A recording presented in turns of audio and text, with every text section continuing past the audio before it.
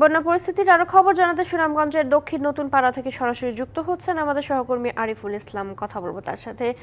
আরিফ, বানভাসী মানুষের ভোগান্তি কতটা দেখছেন? ভোগান্তি, আমি যে জায়গাটাতে অবস্থান করছি আপনি দেখতে পাচ্ছেন নৌকার উপরে, কারণ নৌকা ছাড়া বিকল্প কোনো রাস্তা পথ নেই। আর সেক্ষেত্রে ভোগান্তির চরম আকার ধারণ করেছে এই সুনামগঞ্জে, বিশেষ করে সুনামগঞ্জে প্রায় 7.5 লাখ মানুষ ঘরবন্দি রয়েছে। এর পাশাপাশি প্রায় 63,000-এর মতো বানবাসী তারা কিন্তু বিভিন্ন আশ্রয় কেন্দ্রে আশ্রয় নিয়েছে।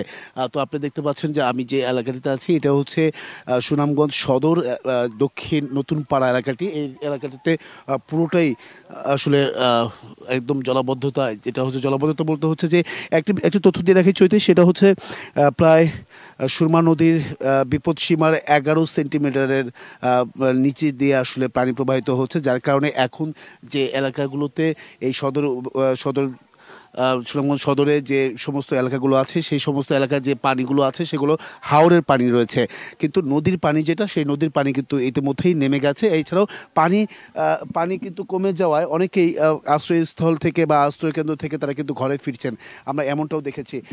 এই ছাড়া এই দেখুন, এই যে বাড়িটি সেই বাড়িটির ওয়াল এই পর্যন্ত যেটা দাগ এখনও রয়ে গেছে পানির যতটুকু ছিল, তবে দুদিনে বৃষ্টি না থাকার কারণে পানিটা অনেকাংশেই কমে গেছে। এখানে প্রত্যেকেই অনেকটা দুর্ভোগ বলতে হচ্ছে, সেখানে যে নিত্য প্রয়োজনীয় কাজ সেই কাজ করতে পারছেন না সব কিছু মিলে। আর পাশাপাশি আমরা ভিতরের দিকে গেলে দেখাতে পারবো যে একেবারে নোংরা পানি, সেই নোংরা পানিতে চলাফেরা করাটা পানিবাহিত রোগের পাশাপাশি বিভিন্ন রকমের রোগে আক্রান্ত হচ্ছেন এই এলাকাবাসীরা। তো এই ক্ষেত্রে তারা বিভিন্ন উপায়ে বেঁচে থাকার চেষ্টা করছেন, প্রতিদিনের জীবনযাত্রা চলমান রাখার জন্য বিভিন্ন পথ তারা অবলম্বন করছেন।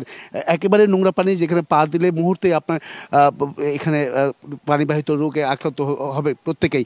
তো সেক্ষেত্রে এখানে যতদূর যাব আমরা প্রত্যেকেই দেখবো। আর এখানে আরেকটি বিষয় জানিয়ে রাখি যে এখানে সাধারণ স্থানীয়রা তারা কিন্তু অভিযোগ করছে যে ড্রেনেজ ব্যবস্থা বা সোয়ারেজ ব্যবস্থা, পানি যে বের হয়ে যাবে সেটা কোনো প্রকার উপায় নেই। তো সব কিছু মিলেই এই ঘরবন্দি যারা রয়েছেন তাদের ক্ষেত্রে তারা বলছেন যে নিত্য প্রয়োজনীয় কাজ যাতে সারতে পারেন সেই ব্যবস্থাটা যদি কোনোভাবে করা যায়, কারণ নৌকা ছাড়া বিকল্প আসলে কোনো পথ নেই। তারা ঘর থেকে বের হলে তাদের নৌকার প্রয়োজন। তো সব কিছু মিলেই এই সুনামগঞ্জ সদরে আমরা যতটুকু দেখেছি যে পানি কিছুটা নেমে গেছে, মানুষের ভোগান্তিটা আশা করছেন, তারা প্রত্যাশা করছেন যে আগামী কয়েকদিনের মধ্যে তাদের ভোগান্তিটাও কমে যাবে। তো এই ছিল এখান থেকে সবশেষ।